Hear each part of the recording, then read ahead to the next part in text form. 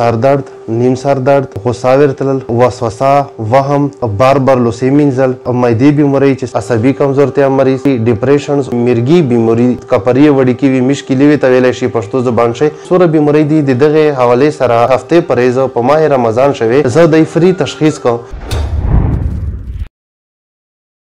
السلام علیکم، مو نوم ډاکټر شفقت وزیر، کنسلټنټ سایکاټریسټ، ماهر امراض نفسیات تاسو سره مخاطب یم.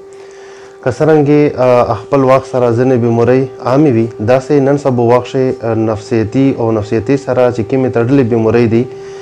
د نن سبا رجحان وخت سره سره زیاتېږي.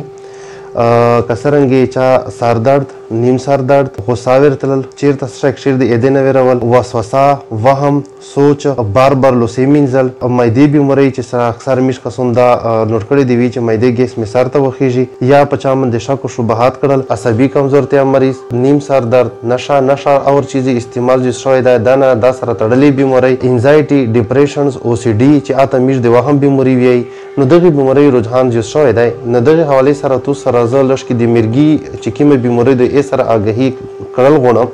عموما میش ته داسې مریضون راپور شي چې هغه ویل چې کیس میش د بنیسي شول، وزیر شول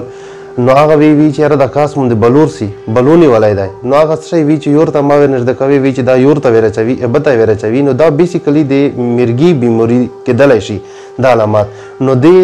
بر وخت چې تشخیص وشي علاج وشي نو دغه علاج ممکن دی. اکثر په د کلی شمیش خلک وی چې پلونکي خانه کاس مونږ وی چې سیورر سي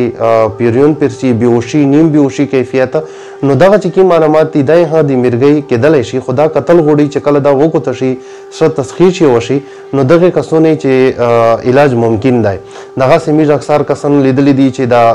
کپړې وړي کې وي مشکلي وي ته ویلی شي پښتو زبان شي نو دا کله غوریش کې خلک په کونی ولي یا د نور داسې څه بیماری وي نو د علاج څه حد پورې ممکن دی.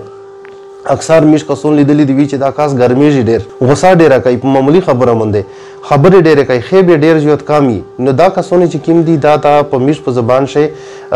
بایپولر ډیسارډر ویل کېدلی شي نو د علاج ممکن دی. اکثر میش په جماعتې شي دا کسون لیدلی وي چې بار بار اوداس کوي نیت بار بار تړي الله اکبر بیا نیت وتړي بیا اوداس کوي چې میش خطو کېږي نو دا ته او سی ډي بیماری ویدلی شي د علاج ممکن دی. نو دا چې کومې سوره بیماری دي د دغه حوالې سره چې کوم سوره کسون وي هفتې پرهیز په ماه رمضان شوی زه د فری تشخیص کوم او چې کوم دولته د خپل کلینیک اډرس هم ورته وښایم د زنانه هسپتال سره چې کوم نږدې ډاکټر پلازا دو په هفتې پرهیز داسې د عصبي کمزورتیا چې سوره سر قسم ته بیماری دي ارسی دی دولته ویمیږه فری علاج